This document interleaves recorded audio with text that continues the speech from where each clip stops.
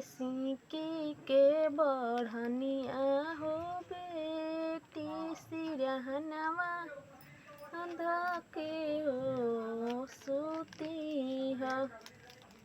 अरे सिंकी के बढ़निया हो बेटी सिरहनवा धके हो सुती ह।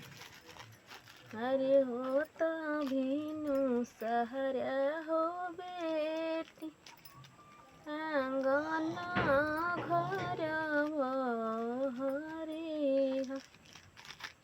अरे हो तभिनु सहरा हो बेटी आंगन घर बहरे। अरे आंगन बहारत हो बेटी नैनवा ढरे हो लोरावा।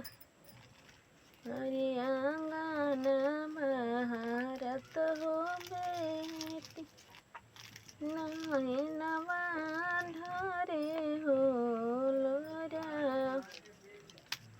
अरे चुप हो बेटी नैनवा पोछ हो लोरावा। अरे कवन करनवा हो बेटी नैनवा ढरे हो लोरावा। अरे कवन करनवा हो बेटी नैनवा ढरे हो लोरावा। अरे गड़िया त दिहला हो पापा सिकड़िया नहीं हो दिहला।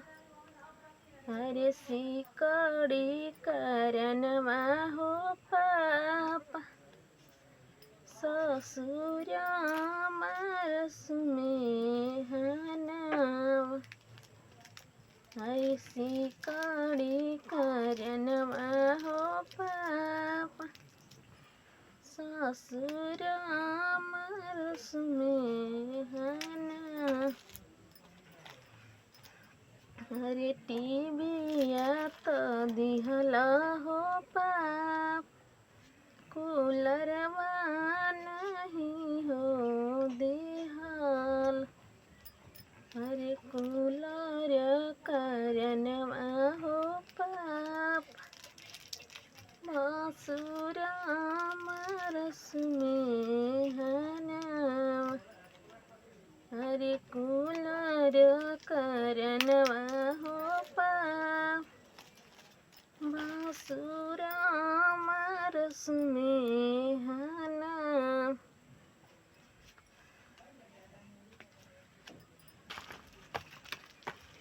देखिए गीत गाते गाते में हम इमली चॉकलेट है बच्चों का पैक करता नहीं। ठीक है का कर लोग घरे बैठल बैठल ये सब कुछ ना कुछ करत रही ना अपन काम करे में।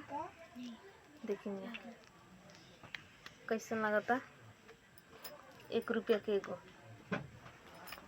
चटपटा बच्चा सब लोग बहुत पसंद कर लेंगे।